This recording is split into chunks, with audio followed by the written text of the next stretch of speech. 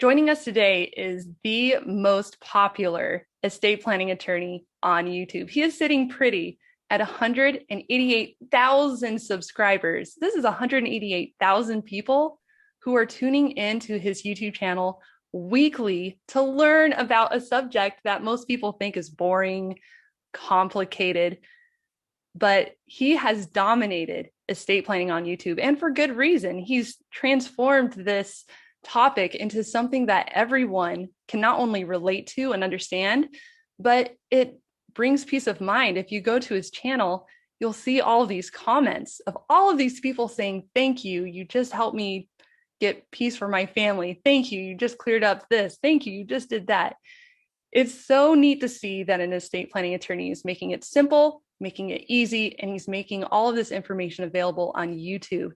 It's Paul Rabalais, folks. He is here with us today. I'm so excited. I've been watching his videos for 4 years now, and this is how I've learned about estate planning. So, Paul, it is such an honor to have you here with us today. Thank you for joining us. Well, it's great to be here. Those are very kind words, and I'm actually kind of looking forward to sharing the details of my YouTube journey, just like I've shared my details of the estate planning journey with so many others.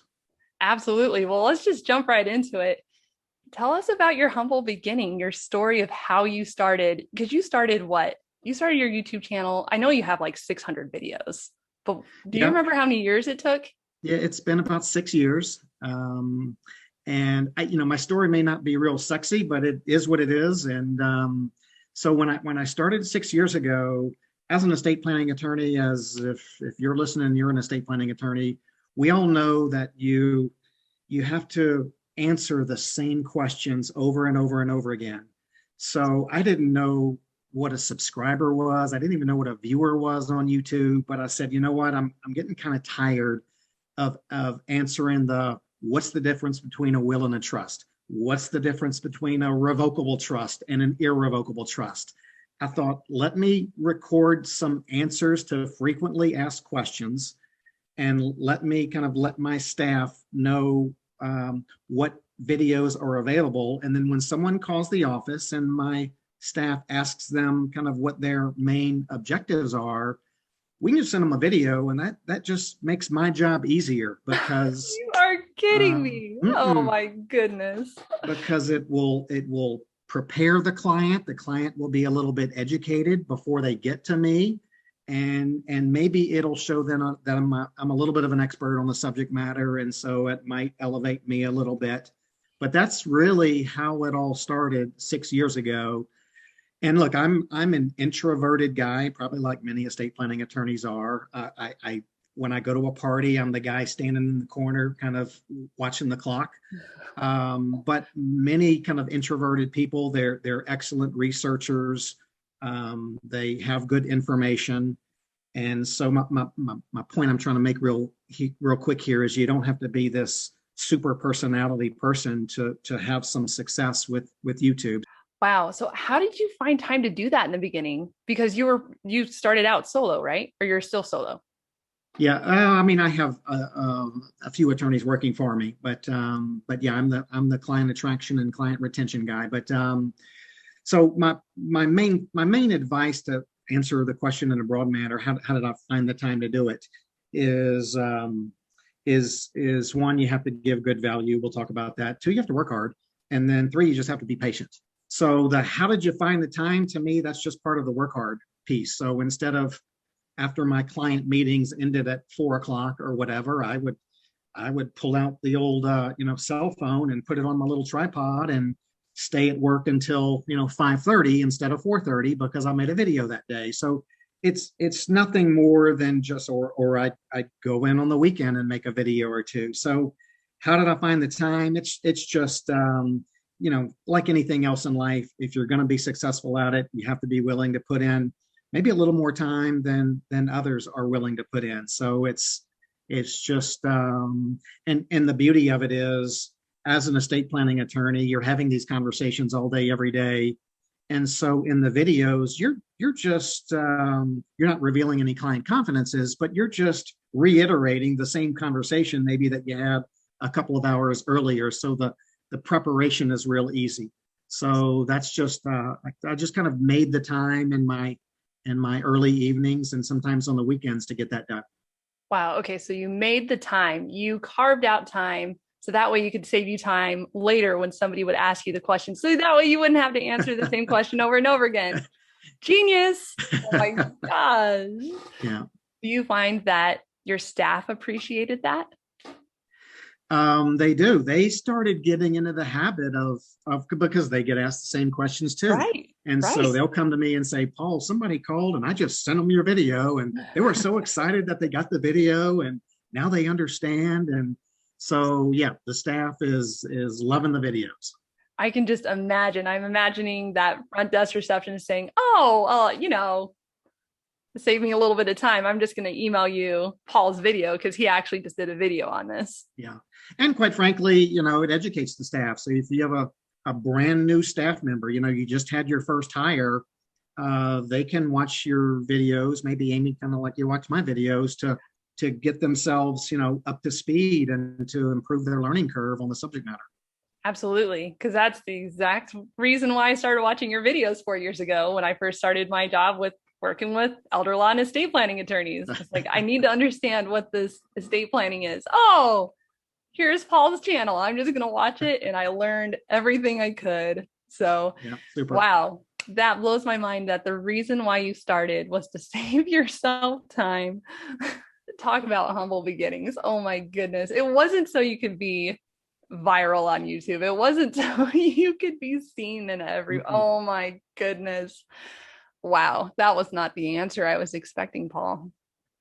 Not the answer I was expecting. Okay, so you first started out just so you could help your staff and help yourself with all of the questions that you inevitably get all the time. That was, becoming the #1 estate planning attorney on YouTube was not on your radar at all. Not in the least bit. So can you tell us the secret? How in the world did you get 188,000 subscribers to learn about estate planning? Like, how did you go from that to being like, oh, let's just answer their questions really fast to where you are today? Well, I'm not exactly sure, but I've got some thoughts. All right, share. So I want to expand on the 3 things that I think are important. Number 1 is give value. I see far too many attorneys selling on their YouTube channel, and you're just not going to get growth. People don't want to be sold to. If you just go with the mindset of how can I provide some value to people? People love that. Okay. Don't promote your website. Don't say your phone number. Don't even say, if you'd like me to help you do this. They already know that. If they get value, they're going to want to return value to you by having you be the one to help them.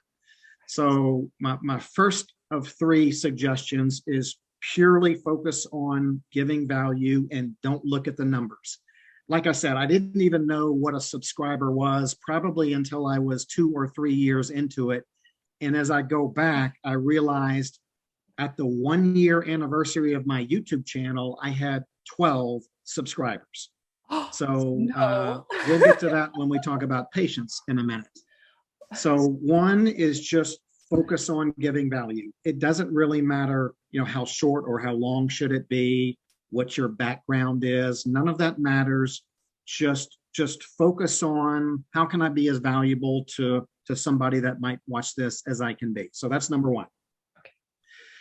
Number 2, it takes a work ethic. So you just have to make the time. That was your first question. How do you make time? You just do. But it's easier than you think because sure does a little bit of research go into each video? Yes. But I'm in my videos, I'm just relaying conversations I've had hundreds of times before. Do I do a little bit of research just to kind of double check myself and make sure I'm providing the right information? I do that sometimes, maybe 15 minutes of research or something like that. But every single video I've done, it's been a 1-take headshot. I don't know how to edit a video. I've never edited a video. And so I just focus on providing that value and working hard at it. And then the third thing, maybe the most difficult thing, is to be patient. Seems like people in business today, estate planning attorneys, they want that overnight success, and that's just it's just not going to happen. So I mentioned, while I do have, in fact, while we were talking, it just went to 189,000 subscribers. While I have 189,000 subscribers, I had 12 after the first year. Not 12,000, I had 12. And I think my mother was one, and maybe my wife and my 5 kids. But I didn't know it. I just had confidence that if I kept doing it, there was going to be some business benefit to it. And so that's really it. Provide value, just keep working at it, and be patient. And that's my secret, for lack of any better secrets. Wow. And you produced probably a video every week? How many? Yeah, it comes in spurts. So I would say, yeah, I mean, when I get in a really good groove, I'm doing 3 or 4 a week. But sometimes I'll take a month off and not do any videos. But I'd say on average, probably about 1 a week. And I've gotten a little fancier. It started, like I mentioned before, just using the iPhone camera, and I had a little tripod, and maybe next to my camera, I had a 1 page of notes and outline, just to kind of keep me. And it's as simple as that. Spent no money. I had a little microphone that was attached to my phone that I could put on my lapel, and that was it. So maybe with a $75 investment, I did my first 200 videos. Have gotten a little fancier over the years, and you see, oh, nope, there's a teleprompter behind me right there. Oh, look at that ring light, Paul. Yeah. Nice, fancy. Yeah, exactly. But really, no money needs to be spent. No production quality. Don't need to hire editors. Don't even have to have editing software. But just staying with it and having fun with it is the key. Wow. Okay. So the secret here, guys, from Paul, I can't believe you only had 12 subscribers in the first year. Okay. So if you want to grow like Paul did, basically don't even pay attention to how many subscribers you have. So apparently he didn't pay attention to that. He didn't. No, just pay attention to providing value. That's all you have to do. Value. And then, you'll see some comments, and you'll learn from your comments, and don't focus too much on the comments, because some people are crazy, but provide value, get feedback from your comments, and then keep providing more value, and never look at the numbers. I know it's hard to say, easier said than done, but don't focus on the numbers, focus on the value. Yeah, I think that's the fascinating thing about your channel and your videos, Paul, is that you have the video, but then you have hundreds of comments, and in most of them, because of course I'm nosy and I want to see what people are asking, and there's some really good questions. So I can see just how much easier it is to make more videos based off of the questions in the comments. Yeah, and you'll actually get more business by telling people not to come to you. Speaking of comments, I was looking at something last week where a video I did was like 9 reasons not to engage in Medicaid planning. And so, I told them, some of those reasons were, some people feel like it's ethically inappropriate. Some people with millions of dollars want to do Medicaid planning when they shouldn't. And so I gave people what I felt were genuine reasons why they should not come see me, to hire me to engage in Medicaid planning. Well, I don't know how many people have called me and said, Paul, I really appreciate all those reasons why you told someone not to do Medicaid planning, but I'm calling you because I appreciated your honesty and I want you to help me. With Medicaid? With Medicaid. Yeah. What? Oh my goodness. Yeah. Wow. Talk about reverse psychology. But you weren't doing it on purpose, obviously. You were just trying to be a good, honest guy. That's all you need to do. Yeah. Wow. That blows my mind that you were honest about it and people were like, hey, you know what? We trust him because, he's not trying to sell us on it. Yeah. The honesty is fantastic. So what I'm very curious about is, obviously you touched on this earlier about how it really helped your staff to provide the videos. I'm curious, how has your YouTube channel changed your practice? If it has at all, if has it brought in extra revenue? Obviously, that video that you just mentioned on Medicaid brought in more clients. I would love to hear the story if it has changed your law firm, your YouTube channel. Yeah, I mean, I generally am kind of a conservative talking kind of person, but it has been nothing short of life changing. Life Um, changing. Wow. Okay, tell us about it. well, I'm on this podcast because of my YouTube channel. I was sought out by Jack and Rudy to form a company because of my YouTube channel. Oh, wow. Okay. I get anywhere from I get inquiries every day from business inquiries from prospective clients who the only reason they're inquiring, they're either calling the office or they're emailing or is because of my YouTube channel. So I would say over the last maybe 2 years, probably 2/3 of my clients who, when I talk to them, they tell me that they've watched videos on my YouTube channel. So it has been significant. Oh, yeah. I can just imagine. Absolutely. Absolutely. Um, I will say, in my experience of working with estate planning attorneys for the past years, I have noticed that there's two camps. There's two camps. There's the attorney camp where they don't really believe that YouTube does anything remotely beneficial. A lot of the comments that I receive is, I'm not going to spend time on that because there's not going to be very much ROI. I'm curious, Paul. What would you convince this camp of YouTube haters? I guess I would say there's even some pretty strong feelings out there of attorneys are like, no, we can't give out valuable information on YouTube because that will make it so that way people won't want to hire me. I've heard that a bit too. So I'm curious, is there anything you could say that would persuade them otherwise into the other camp? Oh, well, I guess I didn't even realize there were YouTube haters, but Oh, first yeah. I kind of I want to find out why that's the case. But I mean, all of the things that I've said up until this question is what I would reiterate. I guess, you know, I've mentioned several times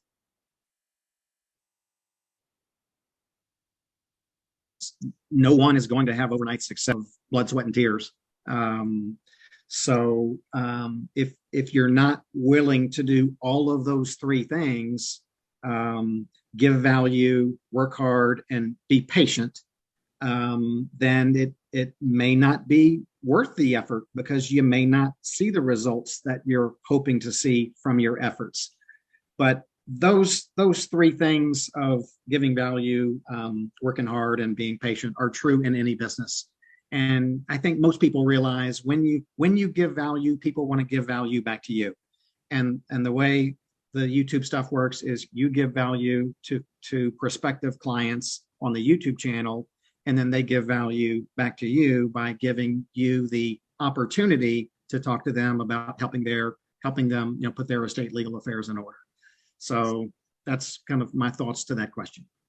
Yeah, it's I'm thinking of the attorneys who have said, you know, we have to be really, really general when we give out any information just in case. I think it could be a fear of being sued. It I think could I'm be a not sure. fear of, you know, we're lawyers, we're trained to be safe and not say anything that someone might come back to us at a later date and said, you said this, I took this action, something went wrong, you're responsible.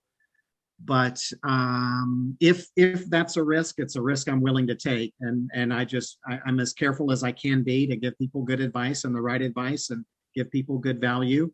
It's not a one-on-one conversation with anybody. In fact, in the comments, you'll see that I never give anybody legal advice in the comments because I am wary of providing advice to someone just based on one comment that they make or one question that they asked. But I'm all in favor, and I think the world is all in favor of this information sharing that's now allowed with YouTube and social media. So I just embraced it, but I am cognizant of I don't want to give anyone one-on-one legal advice without fully understanding their situation and what they're trying to accomplish. I'm curious, has that ever backfired, being that valuable? Has it ever backfired? Because I know that's one thing that people, they're very wary of it, but it hasn't backfired. I going into the depths of my recollection, no, I've never even had anyone mention that something on my YouTube channel that they took some action, and as a result of that, something went bad, and they tried to blame me for it. It's just never happened, and maybe it's the way I kind of phrase things, because I never say you should do this or you should do that. I say, some people with this concern will address that concern this way. I try to keep things as general as I can. That's great. That's great advice. Well, before we wrap up this podcast, is there any last tidbit that you want to share, especially to those attorneys who are in their first year of starting their YouTube channel and they maybe have 12 subscribers just like you? Yeah. Besides the 3 secrets, is there any last tidbit that you'd like to share? I'm no expert or no pro, but maybe when I was starting out, if there was somebody who had been doing it for a few years, if I could have bounced some ideas off of, I would have liked that. So I'm going to open that invitation up to any of your listeners, Amy, that if they're starting and maybe they've seen some of the stuff that I've done and they think it might benefit them to have a conversation with me or have a dialogue to get them going in the right direction or keep that motivation or whatever it may take, I'll be happy to talk. I was once one of those attorneys who was like, how am I going to pay my rent next month? I have no idea. Or, how am I going to put the next meal on the table? So if there are people out there who are willing to put in the work and want to get some guidance or advice from me, whatever that might be happy to help. Wow. Well, that is so nice of you. Okay. So everyone who's listening, if you are where Paul was 6 years ago, if you've just started your YouTube channel and you're so frustrated that it's not growing or not going anywhere, please take to fact the 3 things that you said. Make sure that all your videos are valuable. Put in the time. So at the end of the day, if you had a really good question from a potential client, make a video about it and then just, put it on your YouTube channel, and it'll probably help your staff out too. So that way you're not answering the same question over and over and over again.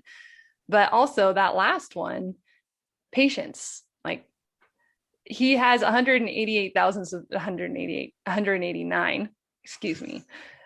subscribers. But in year 1, he only had 12.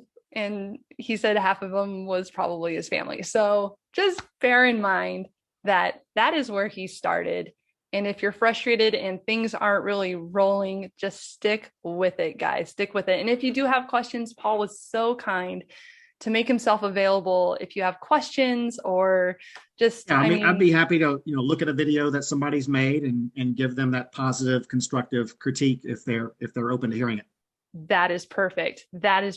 Thank you so much, Paul. Do you have like an email that people can reach out to? Is it Paul at? Sure, we'll give it to you, and it's Paul at RabalaiEstatePlanning.com. It's even on it's on my YouTube channel. Great. Oh, well, of course it's on your YouTube channel. Of course. Anyway, thank you so much, Paul, for joining us. This has been fantastic, and hopefully we can have you on here again. I really enjoyed it, Amy, and look forward to the next time. Thanks for listening to the Elder Law Growth Podcast, the place to be for all things marketing for elder law and estate planning law firms. If you liked this podcast, please leave us a review wherever you are listening to this podcast. If you'd like to outsource your marketing to our team, go to bambiz.net and book a free call with us today.